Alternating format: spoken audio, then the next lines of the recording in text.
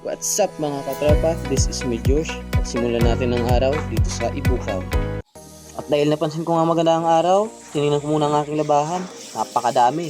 Isipin nyo ako lang mag-isa niyan. Tinignan ko pa sa kabila, meron pa rin. Dami, di ba? Kita nyo? So, syempre, hindi mawawala yung flex ng ulam namin ngayong araw. Pusit. Ayan. So, ang ginawa ko nga dyan, naghiwalay-hiwalay ko muna, nangangamot nga ako kasi ako lang mag-isa, napakarami ng labahin. Puti, puti, puti. Anong puti? Puti, wala nga hiwalay-hiwalayin. Pagsama-sama ng damit, siyempre ipiplex ko yung brief ko dyan. Yan, pinaghiwalay-hiwalay ko na nga mga katropa. Sipin mo na ikaw lang mag-isa pero yung labahin mo, ang isang dosena. Sorry. So ayan nga, hiniwalayan ko na lahat. Pagkatapos nga niyan, may kasamang pagdadabog na nga yan eh. Kasi ako lang mag-isa, napakarami eh.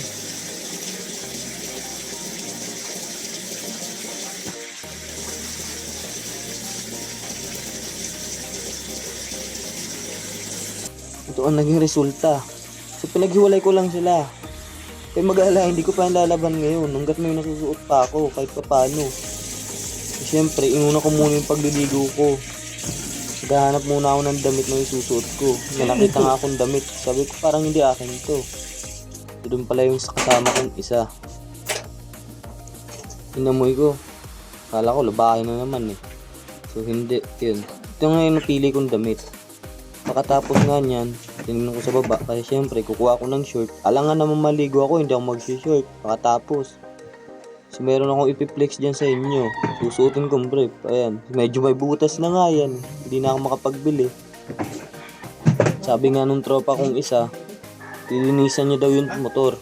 Sabi ko siya nang bahala. Kaya sabit ko muna yung susuotin kong damit. Siyempre hindi ko na ipapakita sa inyo kung paano ako maligo. Mamaya makita nyo pa yung 6 na pandesal. Charot! So ito nga yung sinasabi niya. Hugasan mo to? Na yung washing. Sige, madami na lang.